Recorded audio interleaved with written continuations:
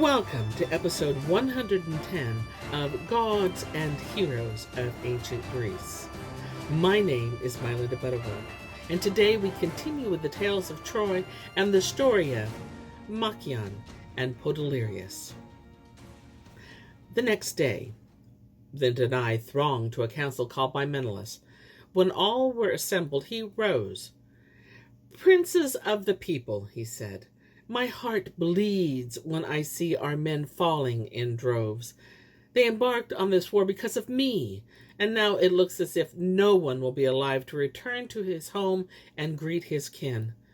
It shall not come to this. Let us leave these shores. Let those who have survived sail to their own country. Now that Achilles and Ajax are dead, our undertaking is hopeless. I, for my part, am less troubled about Helen, my wife, who has proved herself unworthy of me, than about you. Let her remain with Paris for all I care." This was what Menelaus said, but he was only trying the Argives, for in his heart of hearts he still longed to destroy the Trojans.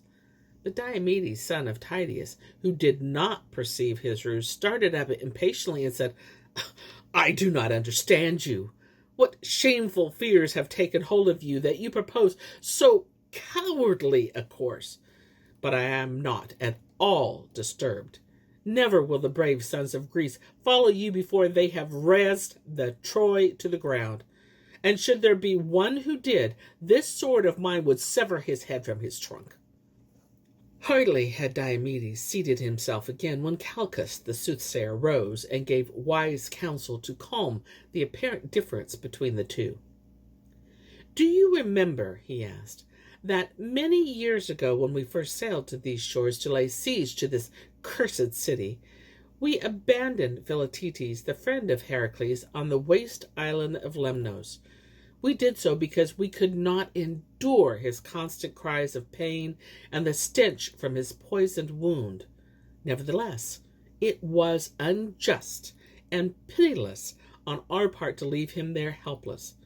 Now, one of our captives of Seir has told me that Troy cannot be vanquished without Philoctetes and the aid of the unerring arrows he got from Heracles, nor without Pyrrhus, the young son of Achilles. Perhaps the Trojan only said this because he was sure the conditions could not be fulfilled, for he must consider it out of the question for Philoctetes, who probably loathes us for deserting him, to join us and use his unfailing arrows against the Trojans. Now my advice is to send Diomedes, the strongest of our heroes, and Odysseus, the most eloquent, to Scyros without a moment's delay, to fetch the son of Achilles, who is being reared there by his grandfather. With his help we shall then persuade Philoctetes to come to us and bring with him the weapons of Heracles by which Troy shall fall."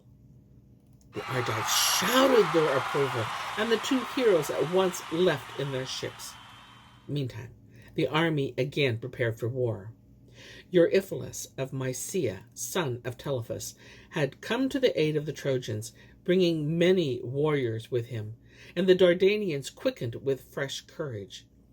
The Argives, on the other hand, had been deprived of two of their mightiest heroes, and so it was inevitable that they suffered grave losses in the fight.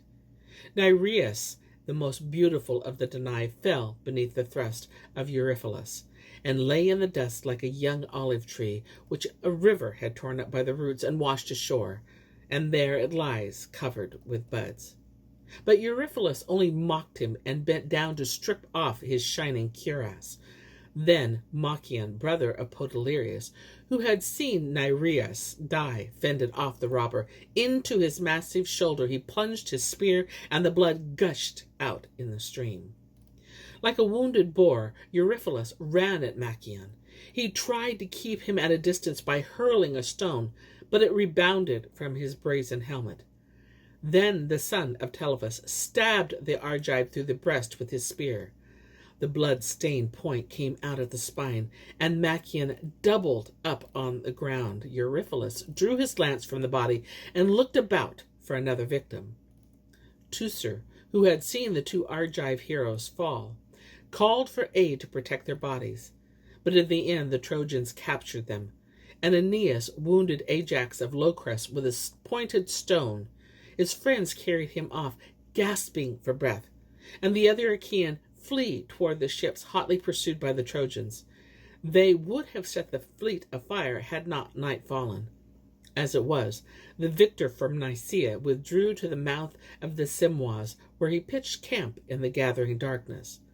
But the Danai lay on the sandy shore close to their ships, and moaned with the pain of their wounds and sorrow for the countless companions they had lost in the fight. Scarcely had dawn shed a glow over the heavens when they started up, burning with eagerness to take revenge on Eurypylus. But first they buried beautiful Nireus and Machaon, the wise physician and great warrior. When the din of battle sounded in the distance, Podalirius, the brother of Machaon, and like him a skilled physician, had thrown himself in the dust beside his grave, and would taste neither food nor drink. Now he laid his hand on his sword. Now he reached for strong poison he always had with him, for he wanted to kill himself. His friends took hold of his hands and spoke words of comfort, but he would have carried out his resolve had not old Nestor approached. He saw Podalirius, strewed dust over his head, beat his breast, and cried aloud the name of his cherished brother, while his companions and servants stood by in helpless distress. Then Nestor spoke to him lovingly. "Put an end to this bitter grief. A man should not weep for the dead unstrained like a woman. Your moans will not bring him to life again. His flesh has been consumed by flame, and his bones rest in the earth. He went as he came, but you must bear his great sorrow as I bore mine when the son of Eos killed my son, killed the dearest of my children, who loved his father more than all of the others. Nevertheless, when he died, I ate and drank just as before. I endured the light of day, for I remember that all of us must travel the same way to Hades." Portalyrius listened to the old man, and the tears ran down his cheeks. "Father," he said, "I cannot help grieving for my brother.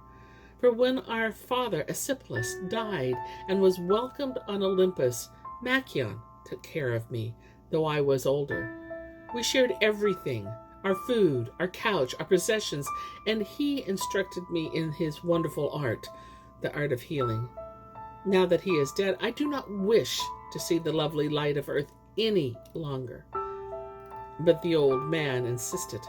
"Remember," he continued earnestly, "that our lot, whether good or bad, comes from the gods. Dark destiny governs all and deals out her judgment blindly. That is why great misfortune often descends on good and forthright men, and no one at all is secure. Life changes incessantly. At times it is somber, and then again it is radiant. People say that the souls of the brave rise to heaven, while those of men who could not cope with life descend to darkness.